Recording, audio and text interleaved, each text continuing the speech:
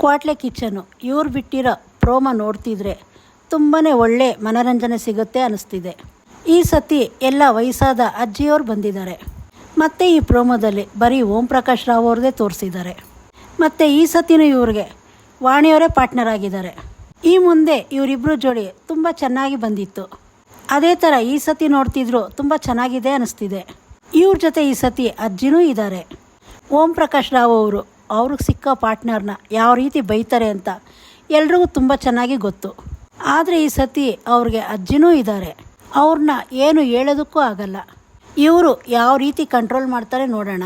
ಯಾಕಂದರೆ ಇವರು ಒಳಗೊಂದು ಹೊರಗೊಂದು ಅಂತ ಇರಲ್ಲ. ಇವರು ಏನು ಅನ್ಸತ್ತೋ ಅದನ್ನು ಹೇಳ್ತಾ ಇರ್ತಾರೆ. ಈ ಸತಿ ಏನು ಮಾಡಿದ್ದಾರೆ ಅಂದರೆ ಕುಕ್ನೆಲ್ಲ ಸಪ್ರೇಟಾಗಿ ಒಂದು ಜಾಗದಲ್ಲಿ ಬಿಟ್ಟಿದ್ದಾರೆ. ಆಮೇಲೆ ಕ್ವಾಟ್ಲೆನ ಮತ್ತು ಅಜ್ಜಿನ ಅಡುಗೆ ಮಾಡೋದಕ್ಕೆ ಬಿಟ್ಟಿದ್ದಾರೆ. ಯಾವ ರೀತಿ ಅಡುಗೆ ಮಾಡಬೇಕು ಅಂತ ಕುಕ್ಕುಗಳು ಇವ್ರಿಗೆ ಅಲ್ಲಿಂದನೇ ಹೇಳ್ಬೇಕು. ಓಂ ಪ್ರಕಾಶ್ ಅವ್ರಿಗೆ ಈಗ ಹೇಳಿದ್ದು ಇನ್ನು ಸ್ವಲ್ಪ ಹೊತ್ತಿಗೆ ಜ್ಞಾಪಕ ಇರಲ್ಲ. ಅವರು ಯಾವ ರೀತಿ ಇವ್ರಿಗೆ ಹೇಳಿ ಮಾಡಿಸ್ತಾರೆ. ಓಂ ಪ್ರಕಾಶ್ ರಾವ್ ಅವರು ಬಿಸಿನೀರು ತೊಗೊಂಬ ಅಂತ ಹೇಳ್ತಿದ್ದಾರೆ. ಆದರೆ ಕ್ವಾಟ್ಲೆ ಅಲ್ಲಿ ಆಟ ಆಡಿಸ್ತಿದ್ದಾರೆ. ಆಟಾಡ್ಕೊಂಡು ಡ್ಯಾನ್ಸ್ ಆಡ್ತಿದ್ದಾರೆ. ಓಂ ಪ್ರಕಾಶ್ ರಾವ್ ಅವರು ಅಲ್ಲಿಂದ ಕೌಂಟರು ಡೈಲಾಗ್ಗಳು ಕೊಡ್ತಿದ್ದಾರೆ.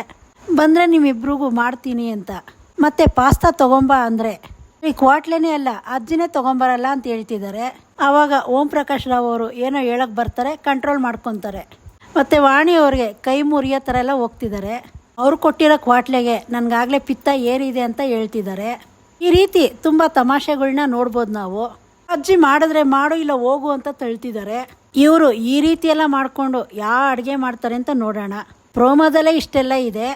ಇನ್ನು ಪೂರ್ತಿ ಎಪಿಸೋಡ್ ಯಾವ ರೀತಿ ಇರುತ್ತೆ. ಈ ಪ್ರೋಮೋದಲ್ಲಿ ಓಂ ಪ್ರಕಾಶ್ ಅವ್ರನ್ನ ಬಿಟ್ಟು ಬೇರೆ ಯಾರನ್ನೂ ತೋರಿಸ್ತಾ ಇಲ್ಲ.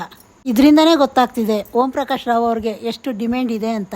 ಮತ್ತು ನಾವು ಈ ಹಿಂದೆ ಎಪಿಸೋಡ್ ನೋಡಿದ್ದೀವಿ. ಅದರಲ್ಲೂ ಅಷ್ಟೇ ಜಾಸ್ತಿ ಓಂ ಪ್ರಕಾಶ್ ಅವ್ರನ್ನೇ ತೋರಿಸೋದು. ಪೂರ್ತಿ ಎಪಿಸೋಡು ಇನ್ನೂ ತುಂಬ ತಮಾಷೆಗಿರುತ್ತೆ ಅಂತ ಅಂದ್ಕೊತೀನಿ. ನಿಮ್ಗೆ ಇದ್ರ ಬಗ್ಗೆ ಏನು ಅನಿಸುತ್ತೆ ಕಮೆಂಟ್ ಮಾಡಿ ತಿಳಿಸಿ. ಇನ್ನೂ ಒಳ್ಳೊಳ್ಳೆ ಮಾಹಿತಿಗಳು ಕೊಡ್ತೀನಿ. ಚಾನಲ್ ಸಬ್ಸ್ಕ್ರೈಬ್ ಮಾಡ್ಕೊಳ್ಳಿ.